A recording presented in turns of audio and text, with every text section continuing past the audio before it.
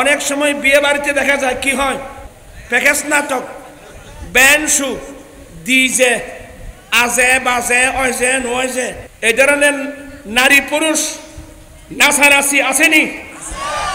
ওই রাস্তার দুই পাশে বড় বড় পয়সাওয়ালা মানুষ বড় বড় কমিউনিটি সেন্টার দিয়েছে।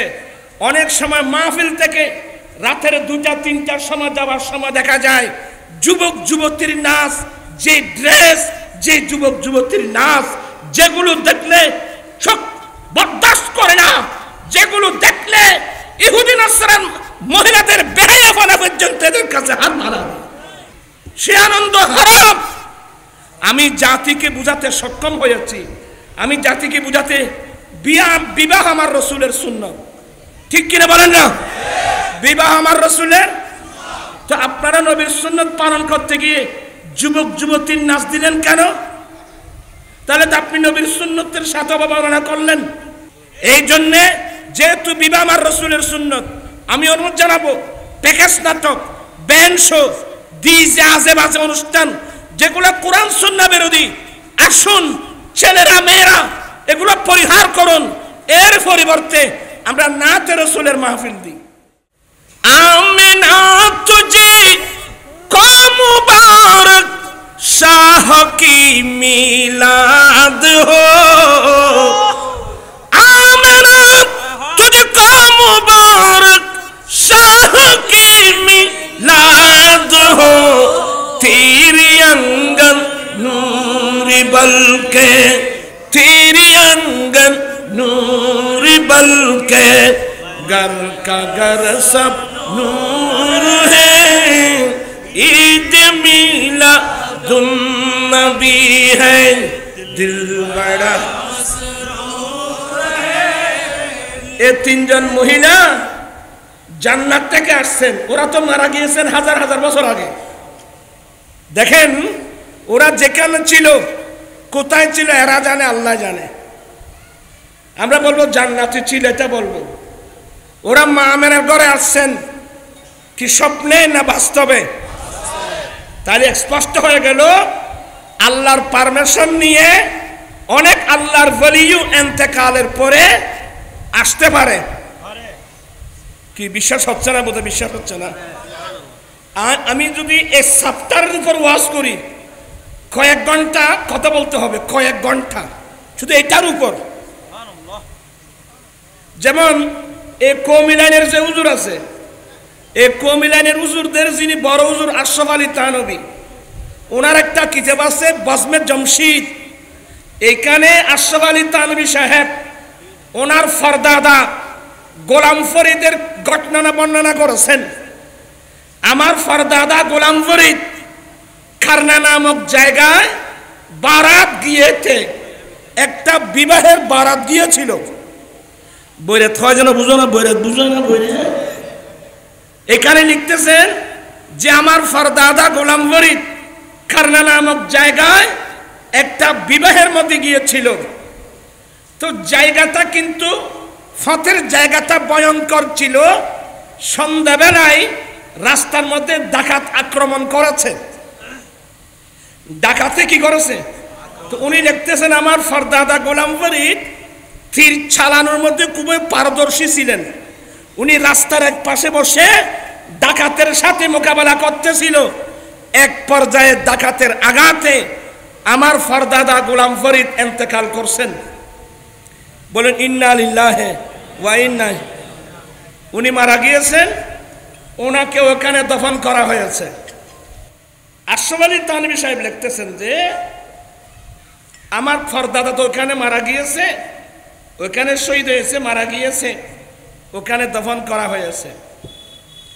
একদিন আমার ফরদাদি তাহাজ্জুদ নামাজ পড়ার জন্য উঠছে। যখন তাহাজ্জুদ নামাজ পড়ার জন্য উঠছে, হঠাৎ দেখতে পেলেন আমার ফরদাদা গোলাম ফরিদ আসছে। তো উনি তো মারা গিয়েছেন অনেক দিন আগে। এখন ওনার ওয়াইফে দেখতেছেন উনি ঘরে আসছেন, শুধু এমনি আসে নাই, আসার সময় মিষ্টি এনেছেন। ওয়া কি এমনি মানুষ বেনা মাথাতে কি এনে দেয়, মিষ্টি আনছেন। বড় মজার ঘটনা না, শুনেন না আপনারা। মিষ্টি আনছেন, হ্যাঁ আপনি বলে সাবধান, আওয়াজ করবা না, আমি আসছি এ কথা কাউকে বলবা না, আমি আসছি যাবার সময় তোমাকে কিছু নসিহত করে যেতে পারি নাই, একটু নসিহত করার জন্য আসলাম।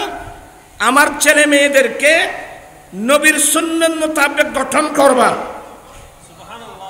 আমার এই ছেলে মেয়েদেরকে নবীর সুন্নাত মোতাবেক গঠন করবা, এই ওসিয়তটা করার জন্য আসলাম।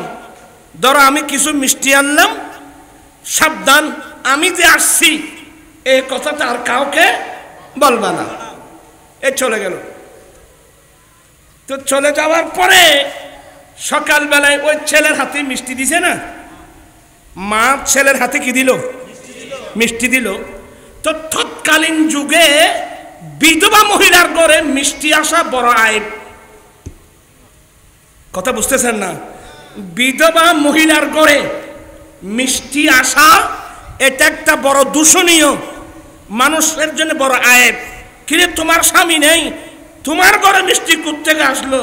তুই কোন ভিতরে ভিতরে আর কোনো কি হলো, কোনো খাতিল করতে দি কোনো, মানে এটা একটা দূষণীয় বিষয় ছিল।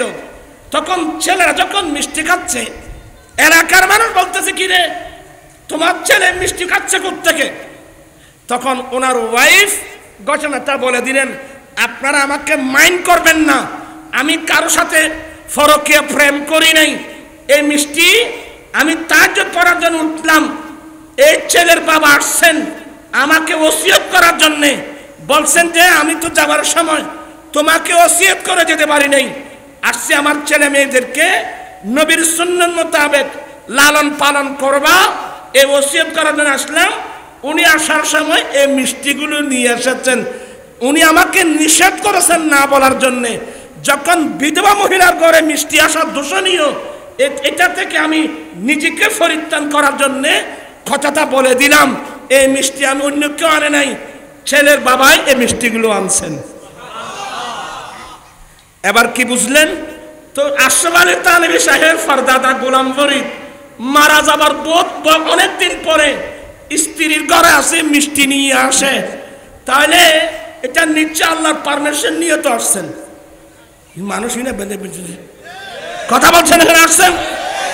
তো এগুলো তো তাদের কিতাবে লেখা। হেকায়াত আউলিয়া জারাফার নাম আরওয়াহে সালাসা, এখানেও আছে, বজমে জমশিদদের মধ্যেও আছে।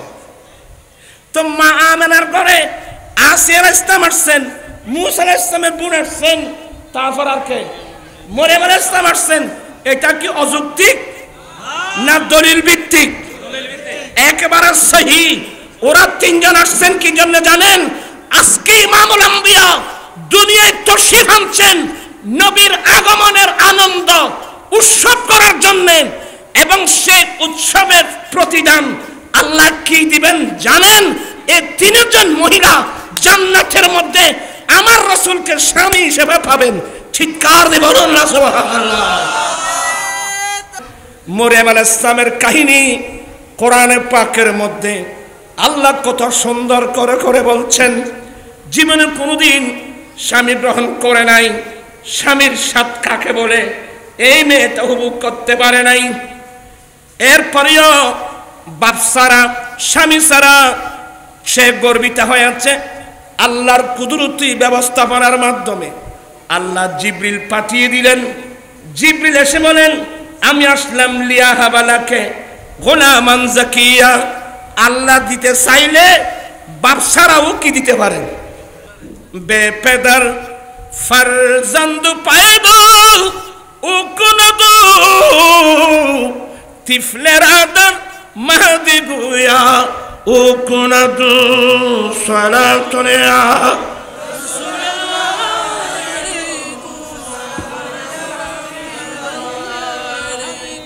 আল্লাহ কেমন সত্তা, যিনি বাচ্চারাও ছেলে দিতে পারে, 3 দিনের বাচ্চা, দোলনার বাচ্চা মুখ দিয়ে কথা বলাতে পারে। চিৎকার দিয়ে বলুন না সুবহানাল্লাহ। এই মামলা চলে গেল। চলে যাওয়ার পরে মা আমারা বললেন, খারাজা মিন্নিন নূর, আমি আমারা থেকে একটা নূর বের হলো। আপনার কি মনোযোগ আছে? অফর রেওয়ায়াত মোতাবেক আমার বেটা মুহাম্মদ সাল্লাল্লাহু আলাইহি সাল্লাম যখন তশরিফ আনলেন, আমার বেটার দেহ মুবারক থেকে একটা জুতি বের হয়েছে। একটা কি বের হয়েছে? একটা জুতি বের হয়েছে। আমি আমিনা সেই জুতির মাধ্যমে মক্কার জমিনে বসে ফারসের কিসরা বাদশার রাজপ্রাসাদ চোখে দেখলাম। আমার নবী আসছেন মক্কার জমিনে, মা আমেনা মক্কার জমিনে। আমার নবী দুনিয়া আসার সাথে সাথে আমার নবীর দেহ মুবারক থেকে এমন একটা নূর বের হলো। মা আমেনা বলেন, আমি সে আলোর মাধ্যমে মক্কায় বসে ফারসের কিসরা বাদশাহ, ফারসের বাদশার উপাধি কিসরা, ওনার আসল নাম খসরু পারভেজ। ইনি হলেন নওশিরওয়ান বাদশার নাতি খসরু। আমার রাসূল যখন দুনিয়া আসছেন তখন ইরানের মসনদে ফারসের বাদশা হলো খসরু পারভেজ, যার উপাধি কিসরা। মা আমেনা বলেন, আমি আমার ছেলের আলুর মাধ্যমে মক্কায় বসে ফারসের কিসরা বাদশার রাজপ্রাসাদ চোখে দেখলাম। এক। দ্বিতীয় নম্বর দেখলাম ফারসের কিসরা বাদশার রাজপ্রাসাদ থেকে 14টা গম্বুজ, অফর হাদিস মোতাবেক 14টা বড় বড় পাথর ভেঙে ভেঙে জমিনে পড়তে আমি আমিনা চোখে দেখলাম। এ হাদিসের ব্যাখ্যায় মুহাদ্দিসিন ইকরাম বলেন, মা আমেনা কেন দেখলেন ফারসের কিসরা বাদশার রাজপ্রাসাদ থেকে 14টা গম্বুজ কিংবা 14টা পাথর ভেঙে পড়তে কেন দেখলেন? বলে হাদিসের ব্যাখ্যা হলো, এখন থেকে ফারসের 14 জন বাদশাহ অতিবাহিত হওয়ার পরে ফারসের কিসরা বাদশার রাজপ্রাসাদে আমার নবীর খালমার পতাকা উড্ডীন হবে। চিৎকার দিয়ে বলুন না সুবহানাল্লাহ। আরেক হাদিস, এটা বলে শেষ। সারা পৃথিবীতে অগ্নি পূজারী যারা আগুন পূজা করে, মজুসি বলে আর কি, আগুন পূজা করে এমন কিছু আছে না? ওরে মানুষ মরা ধরা হদুকুল নয়, আগুন পূজা করে তো হদুন মান নেই, ওদেরকে বলা হয় মজুসি। পৃথিবীতে সবচেয়ে বড় আগুনের কুণ্ডুল ছিল ফারসের। সেই কুণ্ডুলের বয়স প্রায় 1000 বছর। 1000 বছর ধরে কোনোদিন সে কুণ্ডুলের আগুন কেউ নিভাতে পারে নাই। আমার নবী মা আমেনার ঘরে যখন তশরিফ আনলেন, আমার নবীর দেহ মুবারক থেকে ওই আলু নূরের জ্যোতি যখন ফারসের দিকে গেল, ফারসের দিকে যেতে দেরি 1000 বছর ধরে জ্বলন্ত আগুনের কুণ্ডল এক মুহূর্তের মধ্যে নিভে যায়। কি মানে? আজ থেকে আগুন পূজা চলবে না, আজ থেকে আগুন পূজা চলবে না, আজ থেকে আল্লাহর ইবাদতে চলবে।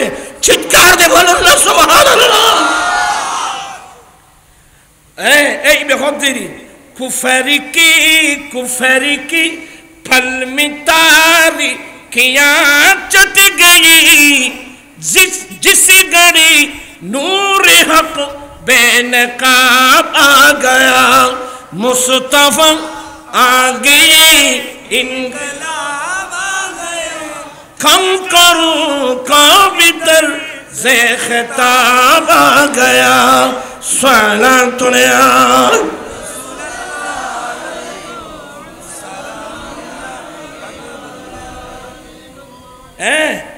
कुफर शिरके खाली गठाए हो गई सारी दूर, कुफर शिरके खाली गठाए हो गई सारी दूर, मशरक मगरब दुनिया अंदर हो गया नूर ही नूर, नबी जी अल्लाह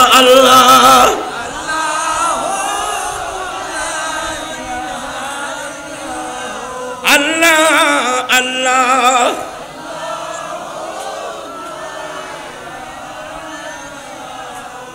নবীর আগমনে খুশি? কারা কারা খুশি? হাত উঠে বলেন তো কারা? আল্লাহু আকবার।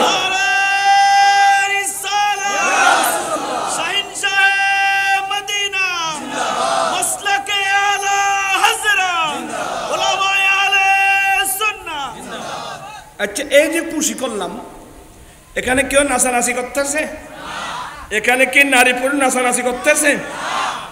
এই খুশি ইবাদত। কথা বলছে না কেন? এই খুশি ইবাদত। আরেক প্রকারের খুশি আছে, লা তাফরা, লা তাফরা ইন্নাল্লাহা লা ইউহিব্বুল ফারিহিন। তোমরা আনন্দ করো না, আনন্দ উৎসবকারীকে আল্লাহ ভালোবাসে না। তাহলে আনন্দ কয় প্রকার হলো? দুই প্রকার। এজন্য কোরআন শরীফ বোঝা মুশকিল। ওই আয়াতের মধ্যে বলছেন, হে রাসূল আপনি তাদেরকে বলেন আল্লাহ যে তাদেরকে দয়া করেছেন, আল্লাহ যে তাদেরকে রহমত দান করেছে, তাদের উচিত হলো আনন্দিত হওয়া, খুশি উদযাপন করা। আর এই আয়াতের মধ্যে বলছেন যে তোমরা আনন্দ উৎসব করো না, আনন্দ উৎসবকারীকে আল্লাহ ভালোবাসে না। তাহলে তো আনন্দ কয় প্রকার হয়ে গেল? দুই প্রকার। একটা হলো আনন্দ কোরআন সুন্নাহ ভিত্তিক, আর তা আনন্দ কোরআন সুন্নাহ বিরোধী। আর ঈদ মিলাদুন্নবীটা কোন আনন্দ? কোরআন সুন্নাহ ভিত্তিক। এখানে কোরআন সুন্নাহ বিরোধী কোনো কার্যকলাপ হয় না। অতএব এটা বেদাত নয়, এটা ইবাদত, যেটা আপনারা আমরা করতেছি। আরেকটা আনন্দ আছে, বিশেষ করে বিয়ে বাড়িতে দেখা যায়।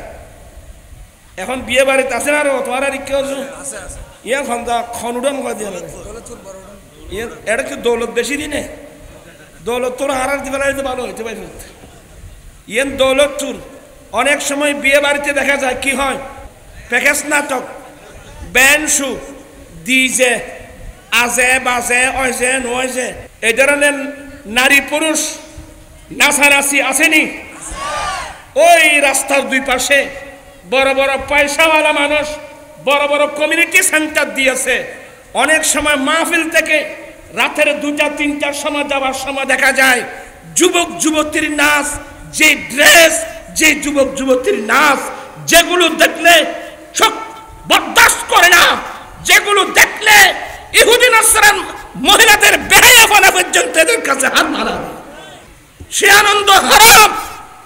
আমি জাতিকে বুঝাতে সক্ষম হয়েছি, আমি জাতিকে বুঝাতে বিবাহ আমার রসুলের সুন্নাত, ঠিক কিনা বলেন না? বিবাহ আমার রসুলের।